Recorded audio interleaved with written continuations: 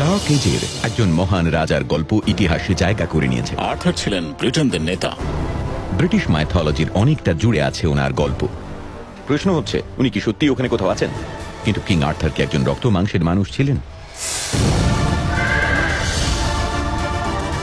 এটা তো অবিশ্বাস্য। মনে হচ্ছে মাটির নিচে কিছু রয়েছে। জায়গাটা বেশ পিচ্ছিল। ও ও ও, এখানেই সেই ঘটনাটা ঘটেছিল। আমরা একদম আলাদা একজন কিং আর্থারের ব্যাপারে কথা বলছি।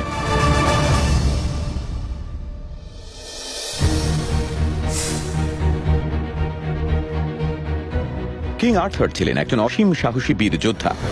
উইজার্ড মার্লিন ওনাকে লালন পালন করেন। উনি পাথরের মধ্যে থেকে একটা ম্যাজিক্যাল সোর্ড পান, আর তারপর উনি রাজা হন। ক্যামেলটে ওনার সভায় উনি বীর সেনাদের নিয়ে একটা দল তৈরি করেন, যার নাম ছিল knights of the round table. Galahad আর ল্যান্সেলটকে সঙ্গে নিয়ে আর্থার ব্রিটেনদের সংঘবদ্ধ করে সমস্ত শত্রু সেনাকে পরাস্ত করেন। ওনার গল্পটা একটা রূপকথা। সত্যি কি তাই? যদি বলি কিং আর্থার সম্পর্কে যা কিছু জানেন সবই ভুল। আর্কিওলজিস্ট আর হিস্টোরিয়ানরা সমগ্র গ্রেট ব্রিটেন থেকে এমন কিছু জিনিস আবিষ্কার করেছেন যা একজন রক্ত মাংসের রাজার অস্তিত্বের কথা প্রমাণ করে। ইংল্যান্ডের সৈকতের কাছে একটা ভাঙা দুর্গে মিস্টিরিয়াস ইনস্ক্রিপশন থেকে আর্থারের জন্মস্থান জানা গেছে। ওয়েলসের অন্ধকার গুহায় এক্সপ্লোরাররা সম্ভবত ওনার বহু আগে হারিয়ে যাওয়া দেহাবশেষের সন্ধান পেতে চলেছেন।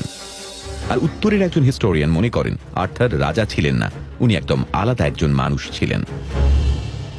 আমার মিশন হচ্ছে গ্রেট ব্রিটেন থেকে পাওয়া এই নতুন প্রমাণগুলো কাজে লাগিয়ে সর্বকালের সব থেকে বড় রহস্যের সমাধান করা। কিং আর্থার কি আসলে ছিলেন? যদি থাকেন তাহলে উনি কে ছিলেন? আমার নাম জশ গেটস। আমার আর্কিওলজির ডিগ্রি আছে, আর অজানাকে জানা আমার প্যাশন। আমি এমন একজন মানুষ যে বেশ কিছু অদ্ভুত সিচুয়েশনে পড়েছি। কি কাণ্ড! ইতিহাসের সব থেকে বিখ্যাত লেজেন্ডের রহস্য সমাধান করতে পৃথিবীর বিভিন্ন প্রান্তে ছুটে গেছি আমি। ওকে, চলুন এগিয়ে যাই। আপনারা দেখছেন এক্সপেডিশন আননোন।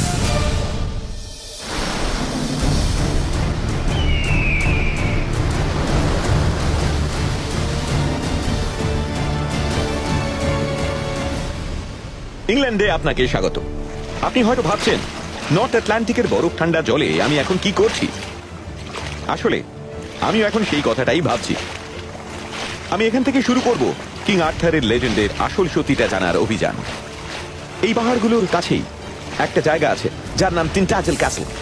কিং আর্থারের লেজেন্ডের জন্ম সেখানেই হয়েছিল।